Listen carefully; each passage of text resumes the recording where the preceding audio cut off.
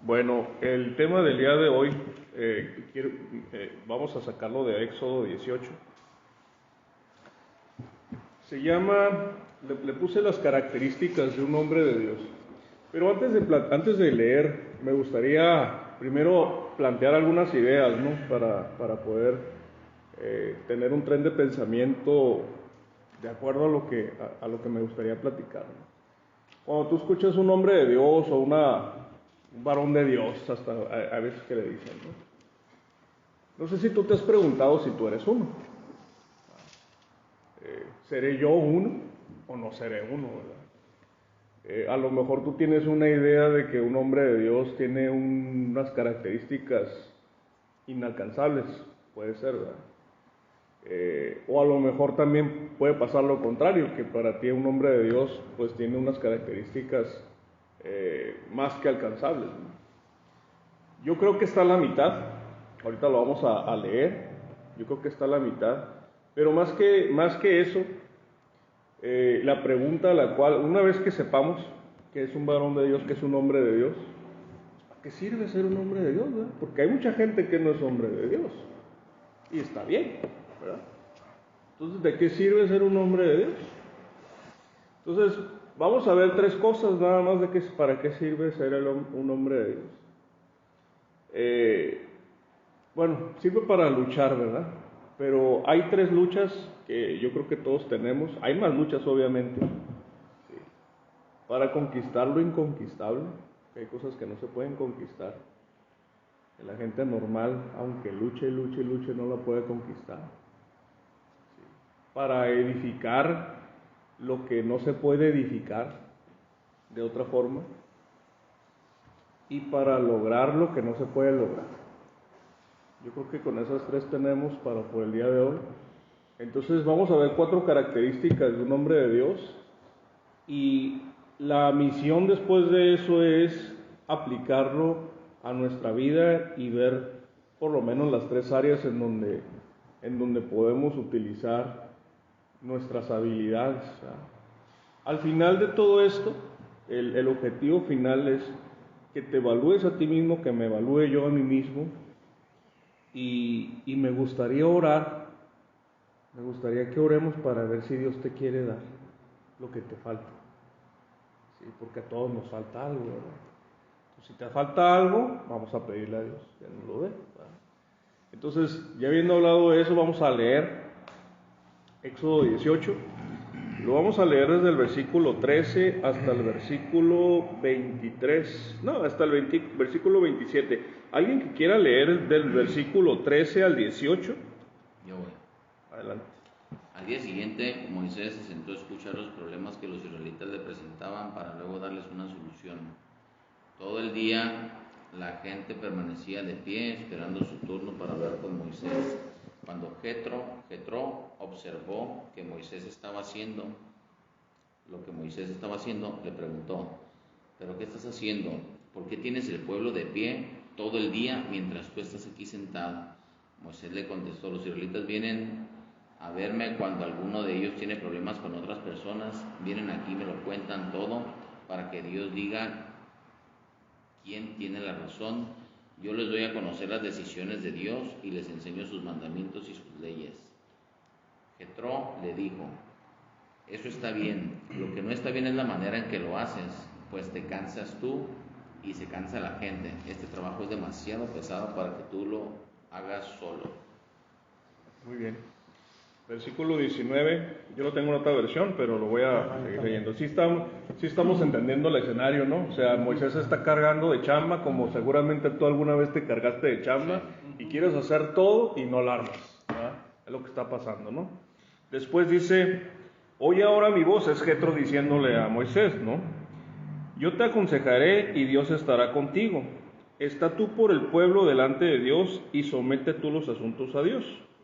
Y enseña a ellos las ordenanzas, las leyes, y muéstrales el camino por donde deben andar y lo que han de hacer. Además, escoge tú de entre todo el pueblo varones de virtud, temerosos de Dios, varones de verdad, que aborrezcan la avaricia, y ponlos sobre el pueblo por jefes de millares, de centenas, de 50 y de 10. Ellos juzgarán al pueblo en todo tiempo, y todo asunto grave traerán a ti. Ellos juzgarán todo asunto pequeño, así aliviarás la carga sobre ti, y la llevarán ellos contigo. Si esto hicieres y Dios te lo mandare, tú podrás sostenerte, y también todo este pueblo irá en paz a su lugar. Y oyó Moisés la voz de su suegro, e hizo todo lo que dijo.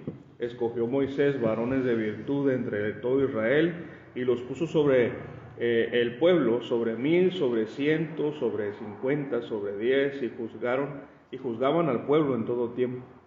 El asunto difícil lo traían a Moisés, y ellos juzgaban todo asunto pequeño. Despidió Moisés a su suegro, y éste fue a su tierra. Dios tenía un trabajo muy importante que lo tuvo que delegar, ¿no? Entonces, las características de alguien al que Dios le delega algo difícil, lo estamos leyendo aquí, ¿no? Son 4. Lo vemos en el versículo 21. Que escoges entre todo el pueblo varones de virtud, temerosos de Dios, varones de verdad, que aborrezcan la avaricia, y ponlo sobre el pueblo. 4 cosas. Ahora vamos a tocar y vamos a expandir un poquito, a ver de qué significan estos 3 puntos, ¿verdad? Porque así nada más leidito a lo mejor no entendemos la profundidad de lo que está hablando, ¿no? Cuando está diciendo varones de virtud en el lenguaje original, la virtud se refiere a hombres con capacidad o habilidad unida a un sentido de lo recto. Es decir, capacidad y junto con el sentido de lo recto, amalgamado. Eso se refiere. Entonces es la habilidad mezclada con lo recto, lo justo y lo santo. Eso se refiere cuando está hablando de varones de virtud. En el Nuevo Testamento, la palabra que se usa para el Nuevo Testamento es equivalente al concepto griego de la excelencia o de algo mejor. Entonces, con eso tenemos un panorama, ¿no? De a qué se refiere con varones de virtud. Ahora, una persona temerosa de Dios, ¿qué es temeroso de Dios? ¿A qué se refiere eso? Se refiere básicamente a la conciencia de que Dios te está viendo todo el tiempo. Es más, Dios no solamente te ve lo que estás haciendo, sino te ve lo que está pasando dentro de ti. Los pensamientos que de repente corren por tu mente y lo que meditas, todo ese tema lo está viendo Dios. Y a eso se refiere el temor a Dios, que es la conciencia que tienes de que hay alguien sobre ti. Hay personas que no tienen temor de Dios y hacen cada barrabasada, cada cosa terrible, porque no sienten que tienen un juez sobre ellos, ¿verdad? Pero las personas que tenemos esa conciencia, pues sí tenemos esa parte, ¿no? Luego, varones de verdad, ¿sí? Esta palabra en el original significa ser fiel, alguien seguro, alguien incorruptible, alguien que es de fiar, alguien que es confiable. Ese es un varón de verdad, un hombre de verdad, un hombre que todo lo que hace es verdad. O sea, si te dice que va a hacer algo, lo va a hacer. Si quieres depender de él, puedes depender de él. Alguien de confianza, pues. Y luego estamos hablando de la avaricia. La avaricia es el apego desordenado a las riquezas. Alguien que no escatima en medios ilícitos para conseguir, o alguien codicioso. No es malo querer tener riquezas, ¿verdad?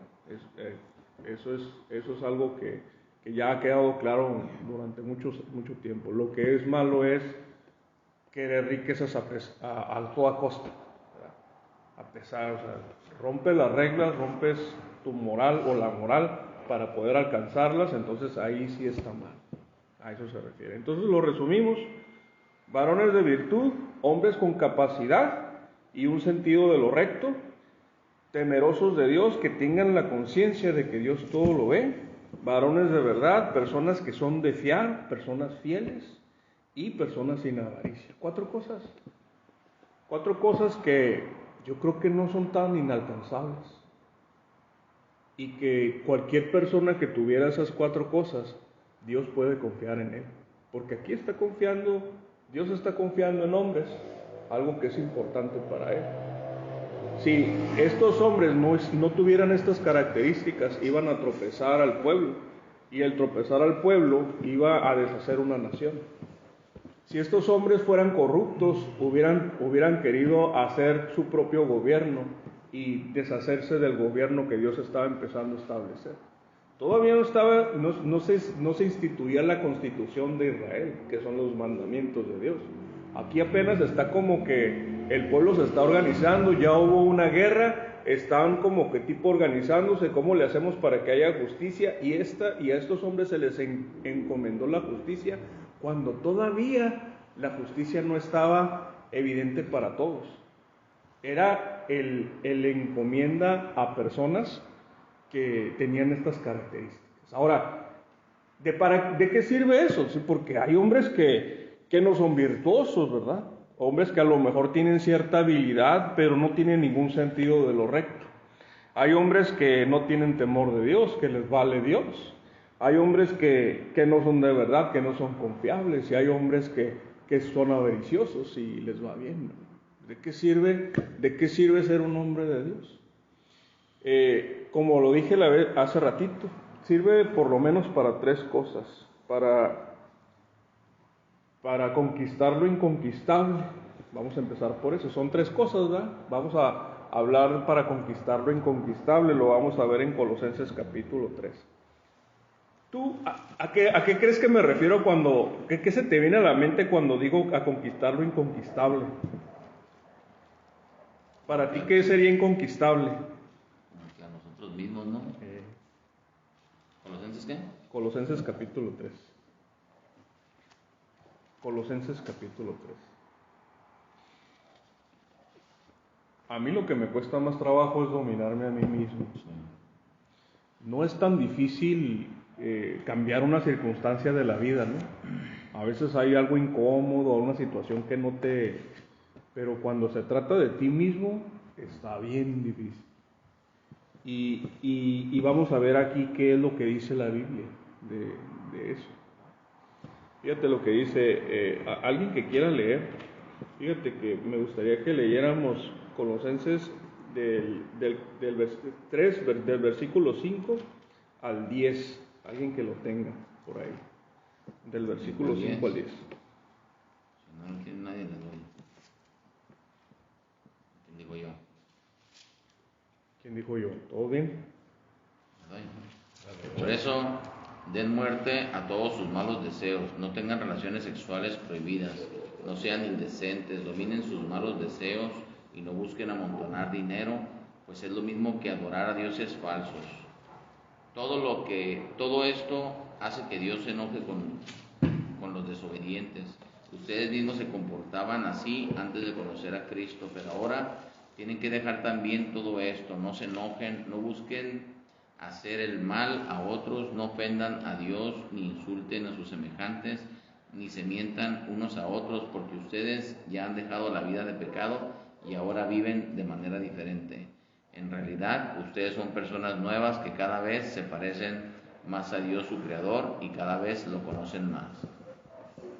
¿Hasta cuál? Dale hasta el 11. Por eso ya no importa si alguien es judío o no lo es, o si está circuncidado o no lo está. Tampoco tiene importancia si pertenece a un pueblo muy desarrollado o poco desarrollado, o si es esclavo o libre.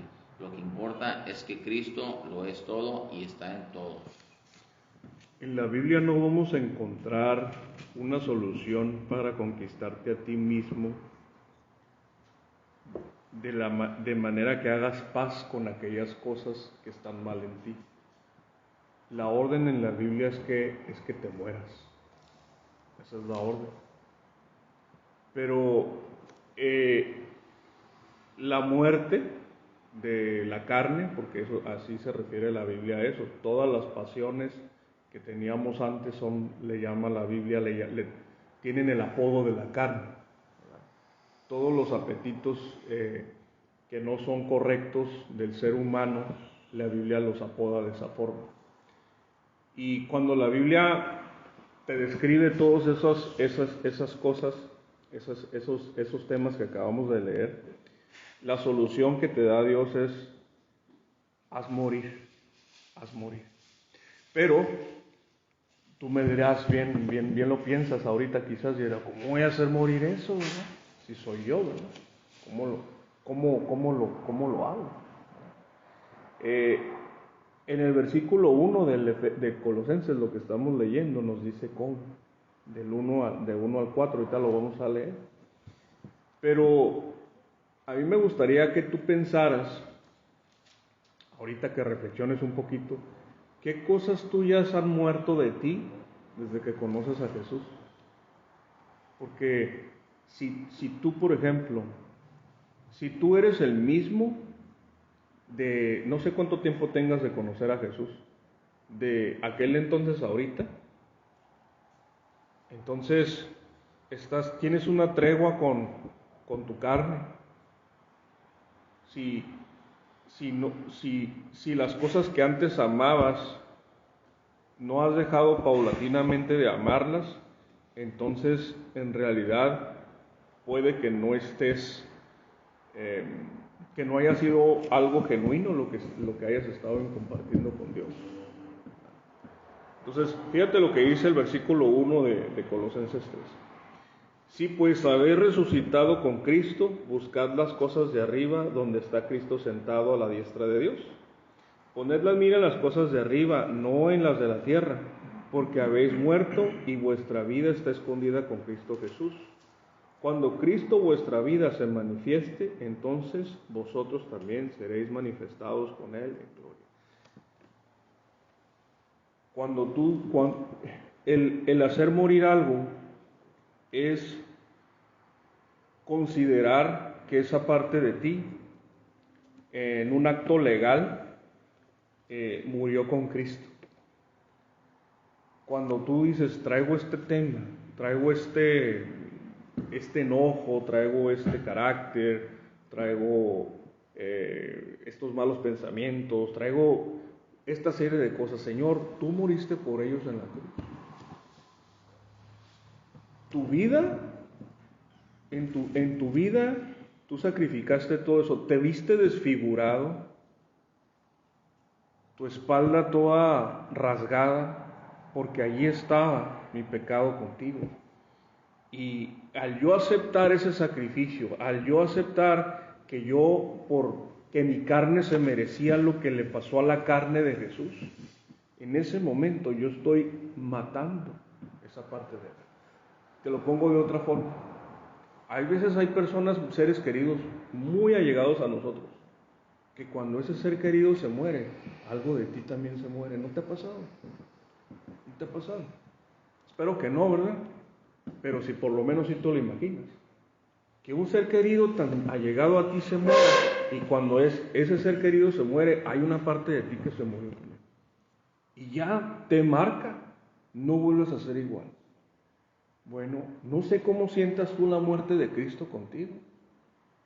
No sé si has relacionado esa parte, porque en realidad a Jesús lo trataron como te debieron de haber tratado a ti. La cruz donde fue crucificado Jesús era de Barrabás, no era de Jesús. Fue hecha para Barrabás. Tú y yo somos Barrabás.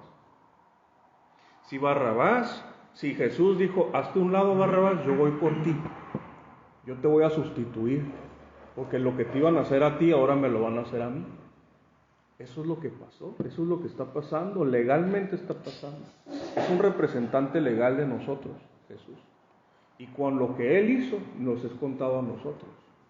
Lo que a Él le pasó, te debió de haber pasado a ti. Cuando tú eres consciente de eso, estás matando tu carne. Estás cambiando, se está muriendo algo dentro de ti y están haciendo algo nuevo. Porque no es que te mueras físicamente, es que se muera algo dentro de ti y que nazca algo nuevo, de la forma como te lo platico. Tiene que significar algo eso para ti. Y si no, hay que reflexionar en eso para ver cómo está. Entonces ese es conquistar lo inconquistable, ¿verdad? ¿Cómo la ves? ¿Cómo tú sientes que has avanzado? ¿Sientes que has ido, a lo mejor, esto no es de la noche a la mañana, pero sientes que hay áreas de tu vida donde has tenido la victoria que antes no tenías? Si es así, qué bueno. Y si no, ahorita vamos a orar, ¿verdad? Porque para eso es esto, ¿verdad? Bueno, el siguiente es para lograr lo que no se puede lograr, lo difícil de lograr.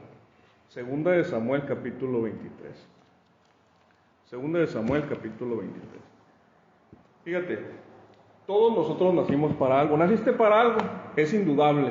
Ya la mayoría de los que estamos aquí, yo creo que ya sabemos para qué nacimos. Pero hay dos tipos de personas que nacen para algo. Los que son extraordinarios en eso, tan extraordinarios que parecería sobrenatural lo que hacen, y los comunes y corrientes. ¿No es así?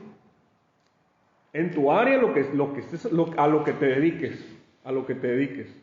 Hay dos tipos de personas a lo que te dediques: los extraordinarios y los normales. ¿No es así? Bueno, también hay los chafas, ¿verdad? Pero ellos no los estamos contando, ¿verdad? Los comunes. Ajá. Entonces, los comunes y corrientes y los extraordinarios. Vamos a hablar aquí de hombres extraordinarios. Vamos a leer con esos ojos a estos hombres que, si tú te pones en sus zapatos, yo no me imagino estar haciendo lo que ellos hacen. Pero ellos tenían un trabajo, y el trabajo que ellos hicieron, lo que ellos hacían, valía por 30, por 40, por 100 personas. Un solo hombre valía por más de uno. Y el ser un hombre de Dios te hace eso con nosotros. Vamos a leer del versículo 8. Esta es la lista de los valientes. Segunda de Samuel, capítulo 23, versículo 8. Esta es la lista de los valientes de David. Los valientes de David eran 30 hombres que valían más que casi todo su ejército. Porque esos 30 hombres ahorita los vas a leer y vas a decir, caramba, eso lo que vamos a leer parecería sobrenatural, pero ellos son hombres de Dios, que sabían su misión en la tierra y la asumieron con esa pasión, ¿verdad? En otras palabras, lo que te quiero decir es que para lo que tú naciste es tu servicio a Dios. ¿Sí? Tú naciste para algo y ese es tu servicio a Dios. Lo tienes que hacer como estos hombres hicieron su chamba. Fíjate lo que lo voy a leer. Los valientes de David, versículo 8 de 2 de Samuel, capítulo 23.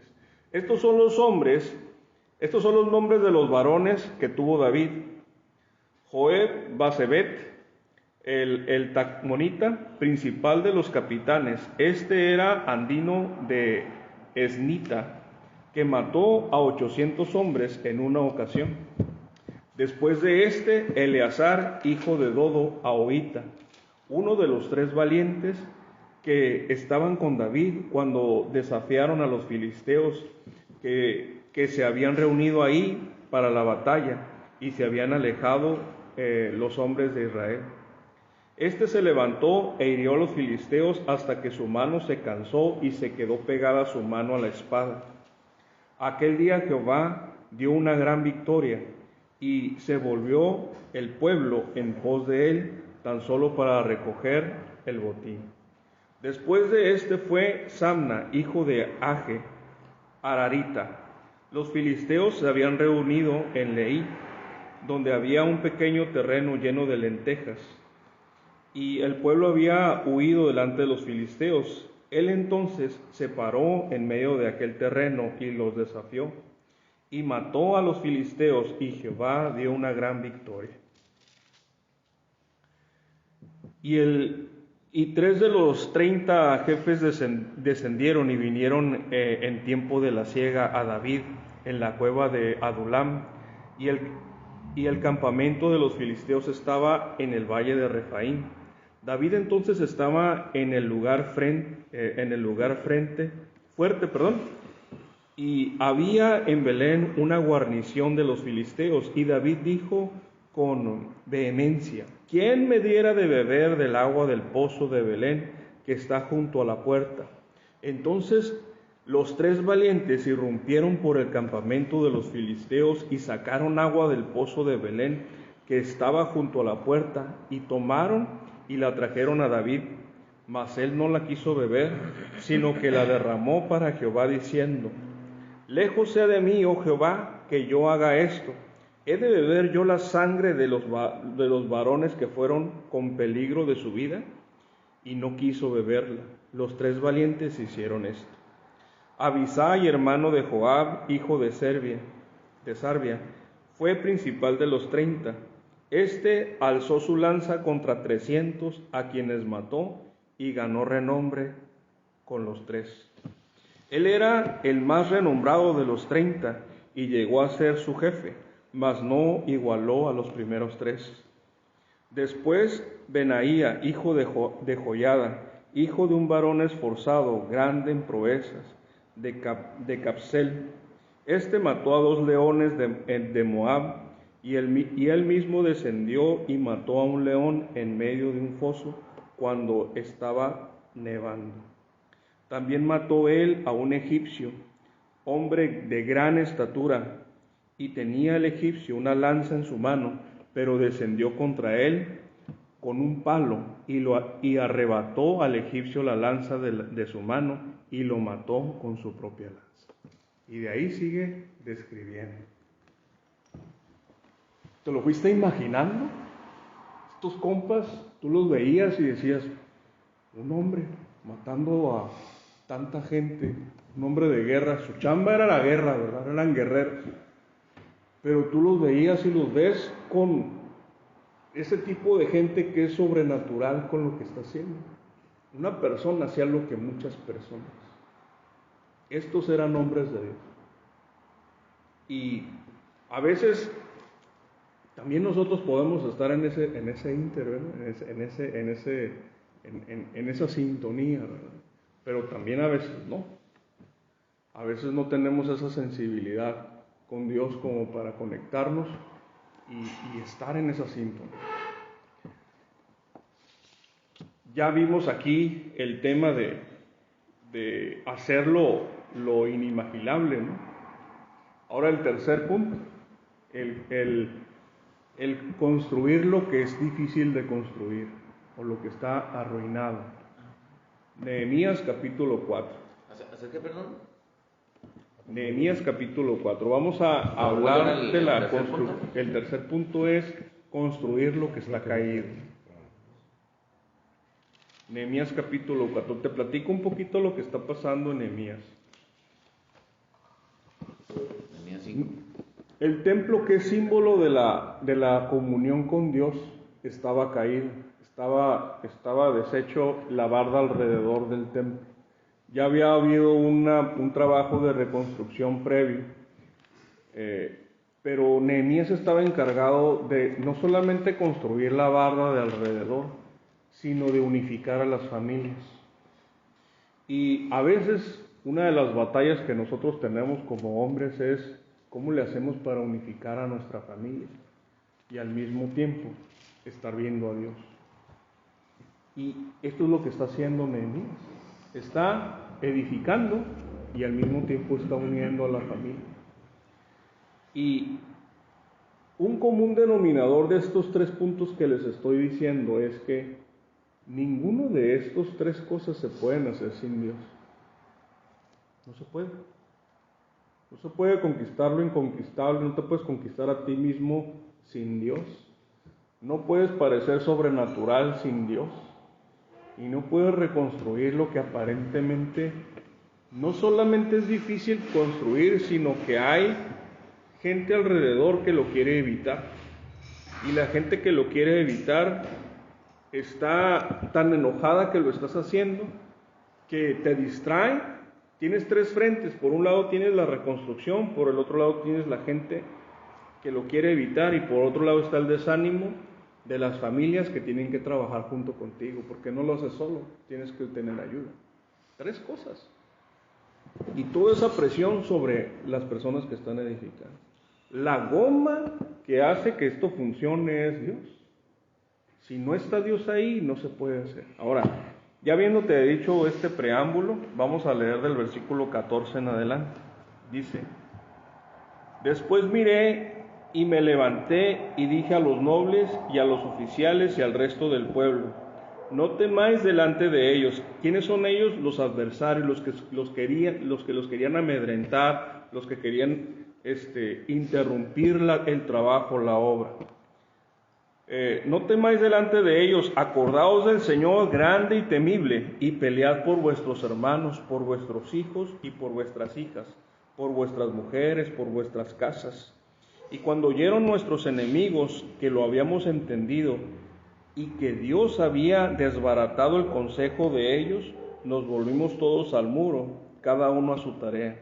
Desde aquel día la mitad de mis siervos trabajaba en la obra y la otra mitad tenía lanzas, escudos y arcos y corazas, y detrás de ellos estaban los jefes de toda la casa de Judá, los que edificaban el muro, los que acarreaban y los que cargaban. Con una mano trabajaban en la obra y con la otra tenían la espada.